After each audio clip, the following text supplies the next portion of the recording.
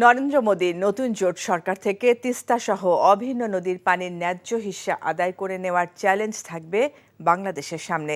নির্বাচনের ফলাফলে খানিকটা চমক থাকলেও মোদীর ক্ষমতার মসনদ অটুট থাকায় বাংলাদেশের সাথে সম্পর্ক এবং নীতি অনেকটাই অপরিবর্তিত থাকবে বলেও মনে করছেন দেশের আন্তর্জাতিক সম্পর্ক বিশ্লেষকরা। মুকসিমুল হাসানের রিপোর্ট।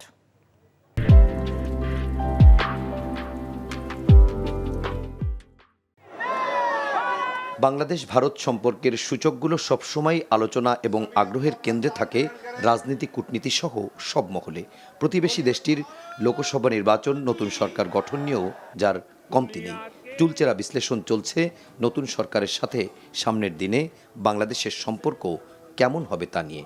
সরকার তো পরিবর্তনই হয়নি, কাজেই পরিবর্তন দ্বিপাক্ষিক সম্পর্কে হবে কেন? যেরকম এতদিন ছিল, দুই পক্ষই বলছিল যে স্বর্ণযুগ চলছে, খুব ভালো সম্পর্ক, সেটাই দুই পক্ষ বলতে থাকবে। নরেন্দ্র মোদী এবং প্রাইম মিনিস্টার শেখ হাসিনার সাথে যে ওভার দি ইয়ার তাদের মধ্যে ব্যক্তিগত কেমিস্ট্রিটা অনেক সমঝোতাপূর্ণ। সেই হিসাবে আমার মনে হচ্ছে যে নরেন্দ্র মোদী এবং শেখ হাসিনার যে আগের যে তাদের যে সম্পর্ক বাইল্যাটারাল এবং সাউথ এশিয়ান পার্সপেক্টিভে যে সম্পর্ক, সেগুলো হয়তো অব্যাহত থাকবে। পরপর দুইবার একক সংখ্যাগরিষ্ঠতা নিয়ে বিজেপি সরকার গঠন করলেও এবার মোদীকে নির্ভর করতে হচ্ছে জোটের শরিকদের উপর।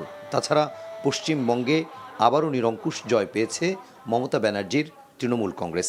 এমন প্রেক্ষিতে অভিন্ন নদীর ন্যায্য হিস্সা সহ ভারতের নতুন সরকারের কাছ থেকে বাংলাদেশ কতটা স্বার্থ আদায় করতে পারবে?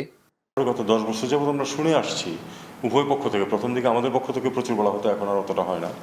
যখন দেখা হয় যে হ্যাঁ, এটা সমাধান হবে, এটা সমাধান হবে, এটা সমাধান হবে, এই অমুক তারিখে হবে, অমুকের এই ইলেকশনের পরে হবে, তারপরে যে আশা করা যায় আগামী বছর হবে, এই করতে করতে কিন্তু আমরা 10 বছর পার করেছি। তিস্তা যেটা আমাদের অনেক অনেক কাঙ্ক্ষিত চুক্তি, সেটা কিন্তু বিভিন্ন ইয়েতে কিন্তু এটা পিছিয়েছে।